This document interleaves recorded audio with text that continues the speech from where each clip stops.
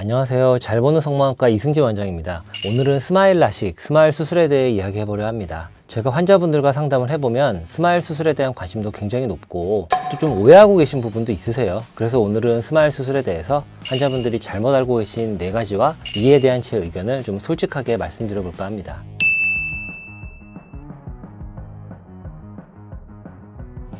아무래도 스마일 수술이 좀 고가 수술이다 보니까 환자분들이 그렇게 느끼실 수 있는 것 같아요. 그런데 저희 병원은 라섹, 라식, 스마일, 렌즈 삽입술 중 특별히 어떤 수술이 제일 좋다 이렇게 말씀드리진 않습니다. 대부분 환자분들은 라섹과 스마일 중에 회복이나 일정 등 봐서 편하게 고르시면 되거든요. 물론 뭐 특별한 조건이 있으신지는 봐야죠. 그런데 렌즈 삽입술은 좀 다른 수술이니까 논외로 하고 라섹, 라식, 스마일로 보았을 때 이 라섹과 스마일을 비교하면 굳이 뭐가 더 좋다, 더 우월한 수술이다 이렇게 보기는 어려워요. 물론 회복 면에서는 다음날 아프지도 않고 출근도 할 수 있는 스마일 수술이 확실히 더 빠르고 좋습니다. 회복 면에서는요. 하지만 라섹도 이틀 정도 통증이 있고 4일, 5일에서 일주일 정도 좀 쉬어야 한다는 불편감을 감수한다면 이 스마일을 대비 뭐가 더 부족한 수술법은 아니에요. 라섹의 단점으로 약을 좀 몇 달 써야 된다거나 자외선 차단이 필요하다거나 지적을 하는데요. 사실 안약 하루에 몇 번 넣어주는 건 스마일도 인공 눈물 당분간 쓰시니까 비슷하고요. 자외선은 보통 실에 나갈 때 선글라스가 아닌 이 투명한 자외선 차단 안경 정도 쓰면 되는데 보통 사람들은 실에 나가실 일 자체가 요새는 그렇게 많지 않으셔서 크게 불편 없으신 것 같아요. 라식 같은 경우는 이 스마일이 안 되고 라식만 되는 경우가 아주 일부 있기는 합니다. 그런데 그건 좀 많이 예외적인 경우고 보통은 이 라식보다는 이 스마일이나 라섹이 확실히 더 장점이 많고 좋습니다. 그래서 라식을 빼고 라섹과 스마일을 비교한다면 정말 굳이 뭐가 더 좋다고 하기는 힘들어요. 흔히 환자분들이 하시는 오해 중에 하나가 이 스마일 라식이 미세 절개를 너무 강조하다 보니까 스마일 자체가 라섹보다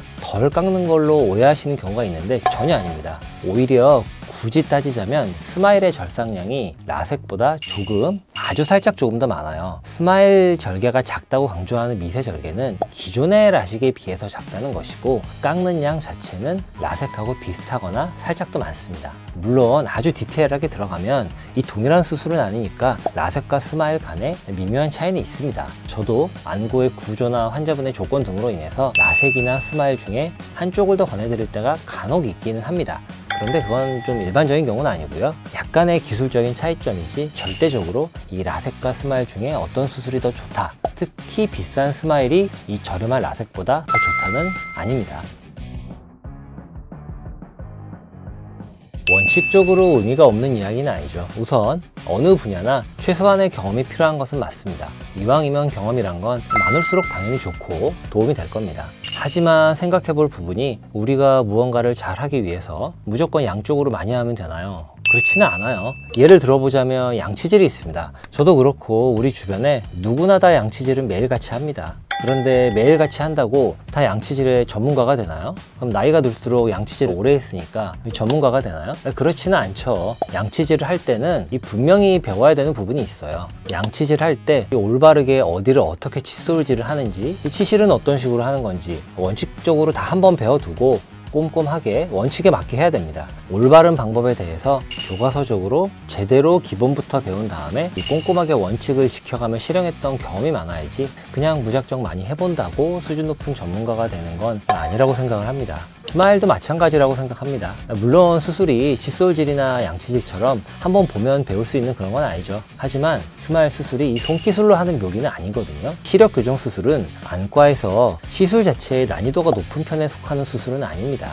스마일 많이 해본 의사가 실력 있냐? 라고 묻는다면 이렇게 답변 드리고 싶어요. 경험은 기본이고요. 그보다 더 중요한 것은 제대로 원칙을 알고 있는지, 안전수칙을 제대로 지키는지, 관련한 지식과 정보를 확실하게 숙지를 했는지, 기기 관리를 잘 하는지 그런 부분인 것 같습니다. 그런 원칙을 잘 숙지하고 여러 조건들을 잘 관리하고 있는 의사나 병원은 어떻게 할 수 있는 거야 라고 생각하실 수 있는데요. 저는 우선 다양한 수술 방법에 마음을 열고 있는 의사가 좋다고 생각을 해요. 간혹 라섹만 혹은 스마일만 이 최고의 수술이라고 너무 강조하는 건 좀 조심스러운 부분입니다. 라섹이나 스마일에 비해서 일반적으로는 권하지는 않는 라식 같은 경우에도 의외로 가장 라식이 적합한 경우도 드물지만 있거든요. 하지만 이런 건 흔한 경우는 아니기 때문에 시력 교정술 자체에 학문적으로도 좀 관심이 있어야죠. 그리고 시력 교정술 분야만 하기보다는 이 안과 질환 전반에 걸쳐서 좀 관심 있게 지속적으로 진료를 보고 있는 편이 더 좋다고 생각을 합니다. 또 당연하지만 수술 전 진료와